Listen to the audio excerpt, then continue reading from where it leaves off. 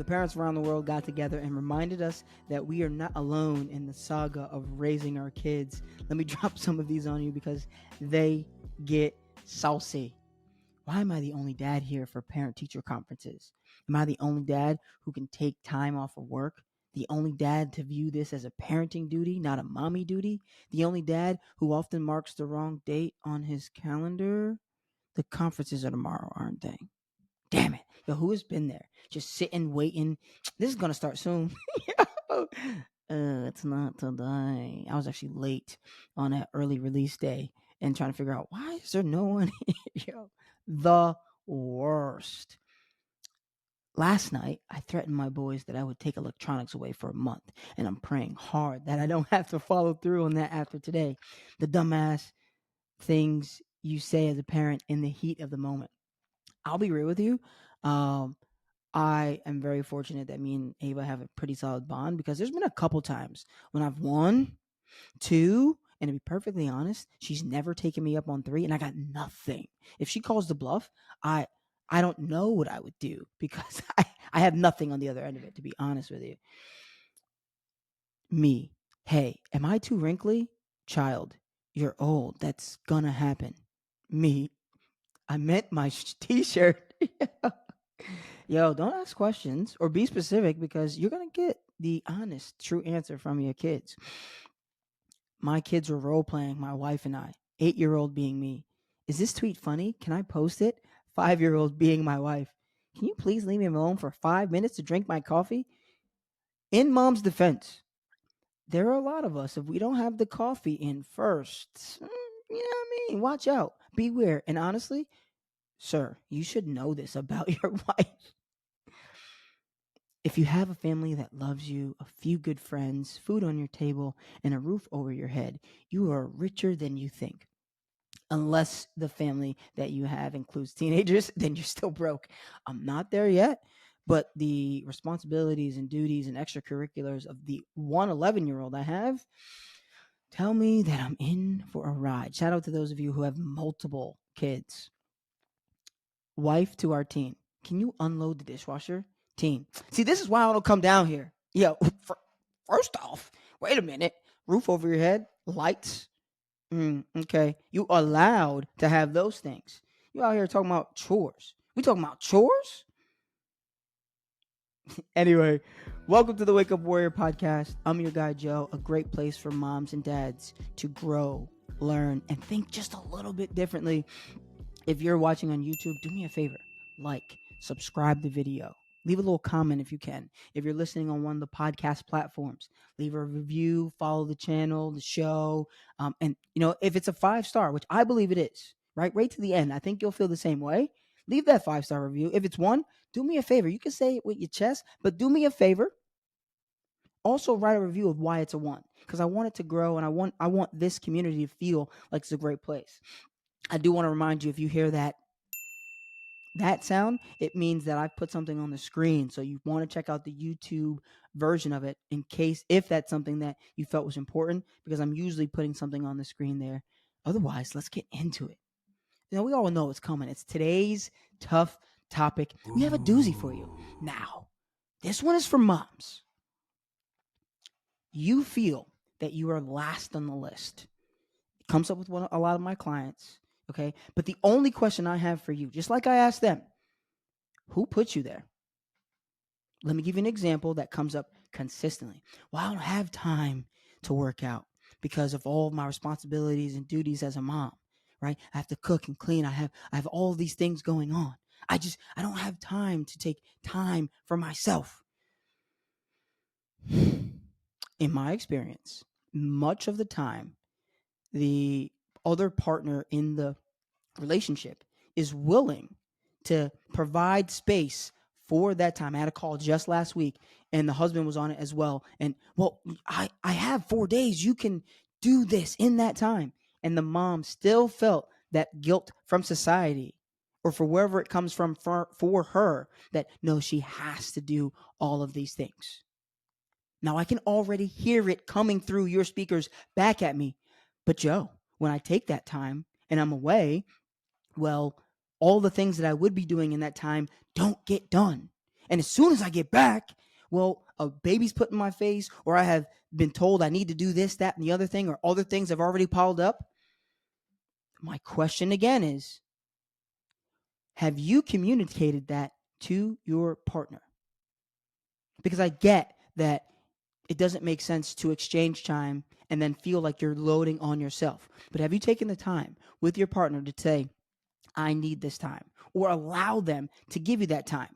And the other thing that I hear consistently, well, yeah, they'll do those things, but they don't do it the way that I want them to. Show them, allow them to do it. They're going to jack it up the first couple times. And maybe you have a little bit to do, but also the bulk of it is already done. And let them know, hey, when I get back, I need 30 minutes to decompress. Or after my workout, I'm gonna just take 30 minutes to kind of just like chill. Like it's not just gonna be 45 minutes or an hour. Like I need some serious time.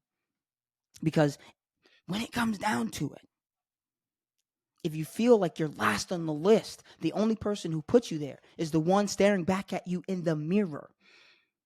And I want to be super clear, dads, just so we're open and 100, because we can be part of the problems as well. A trip to Publix is not a mental health break. They are still in search of helping you or taking care of you and the family. A mental health break, an emotional time for themselves, being physically fit for themselves is something for them, not for you. Back to the moms.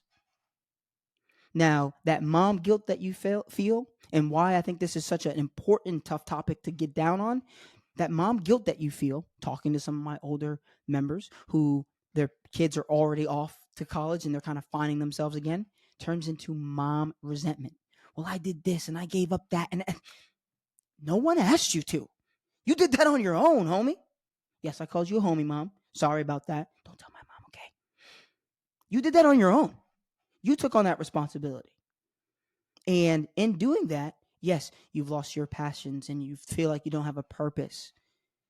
And so taking care of that now, if you still can, is vitally important for you and for your health. And because whether we want to believe it or not, or want to take on responsibility of that or not, we are modeling for our kids what our role in the relationship is, even going forward. So if you're a mom and you have a daughter, you're showing that your daughter that she should give fully of herself without taking any time for her.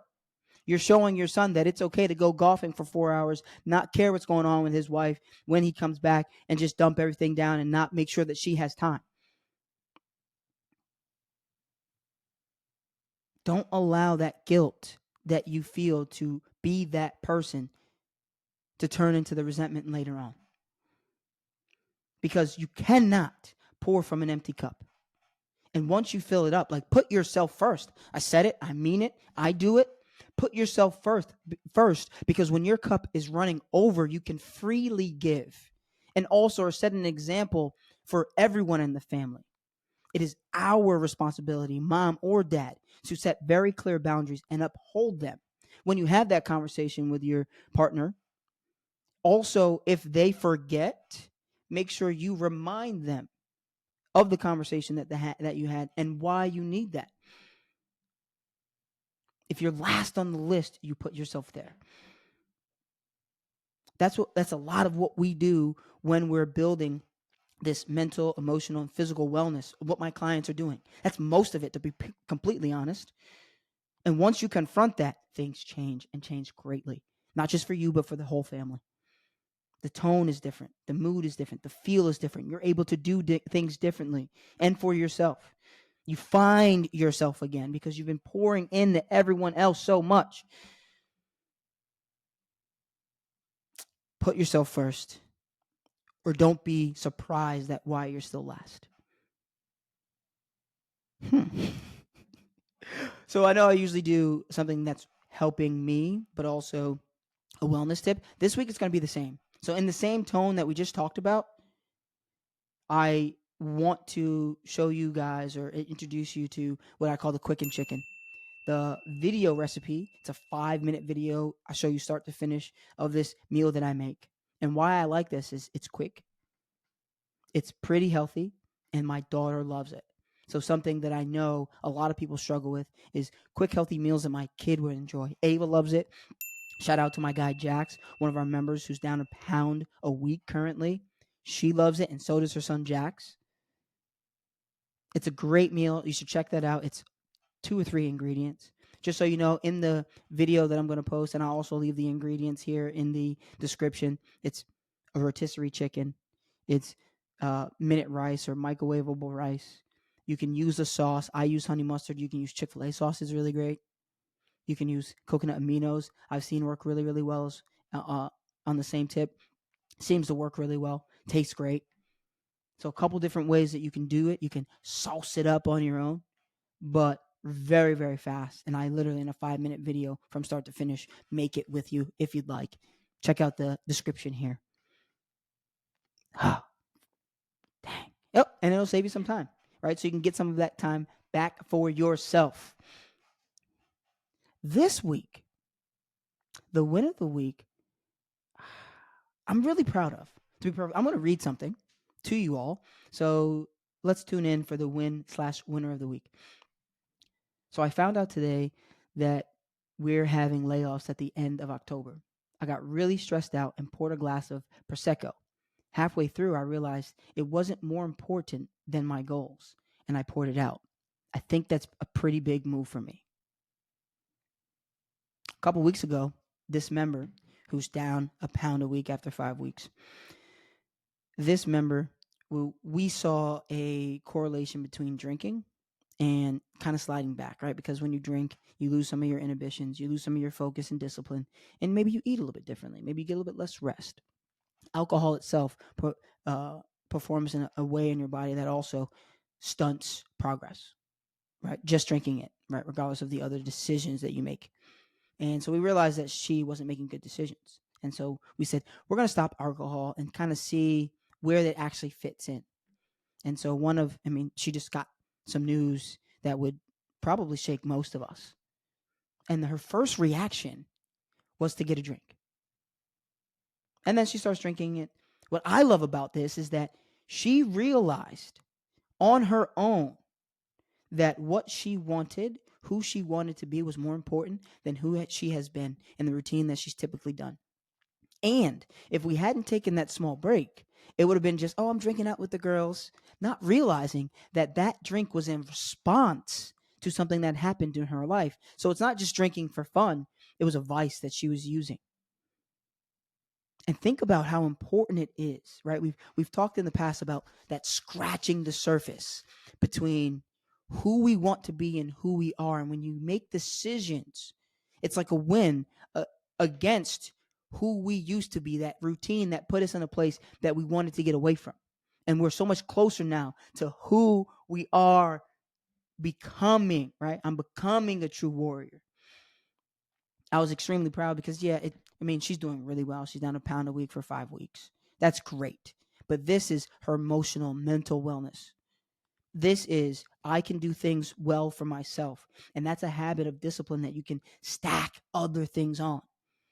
Because once you make it once, you know you can do it again. I was extremely proud of her because it was a choice that she made.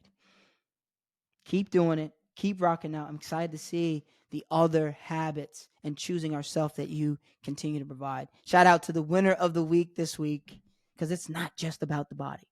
That'll come. But once you can control the mind and your other actions, we're working out for 30 to 40 minutes in a day. There's 24 hours. How we conduct ourselves, our routine in the other 24 or 23 and a half really sets the tone for who we will become at the end of the day. Super proud. Clap it up for her as we move into the morning minute. This one, a little tough, to be perfectly honest. So I'm actually really happy. And from a couple podcasts ago that my daughter's playing basketball now. Now, she only picked it up this summer. So she's got a few months in the game really at all. We've played a little bit, like really serious, focusing. This is the first team she's ever played on. So she's got a few months in it. And this apple has not fallen far from the tree. She is competitive. So she's only in 6th grade. But because now that she's starting, and she's starting with 7th and 8th graders and playing against 7th and 8th graders, she has the expectation, I should be on that level. Yo, kid, These kids have been playing for years. You have a couple months in the game. And in a way, you've caught up. And you have to look at that and experience it and realize how great you've already done, not just sit and compare. And in this moment of trying to console my daughter, I realized, shit, I'm literally showing her love, compassion, and grace with a situation that I'm still working on and dealing with myself. But we all know when that conversation happens with ourselves, it is not the same. We're critical. We put ourselves down. We only look at what isn't and rarely can see what we've already done, regardless of what it is. And I realized that same love, compassion, and grace that you give the people that you love and care for most, we have to start giving to ourselves. And as you catch yourself consoling others on the things that you're still dealing with and still working on, because we are ever evolving individuals, try and put yourself in that seat. Try and not only just take the advice, right? It's very simple to give advice, but really sit down in that seat and give yourself the same loving advice. Because why do we do it?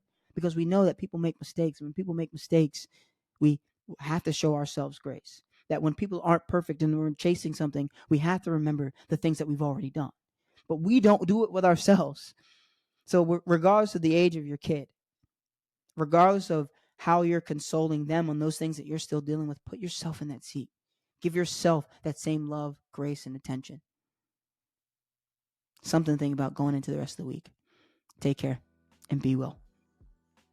Yo, I just want to say I really appreciate everyone for listening to the podcast, especially if you made it this far. Please continue to share it.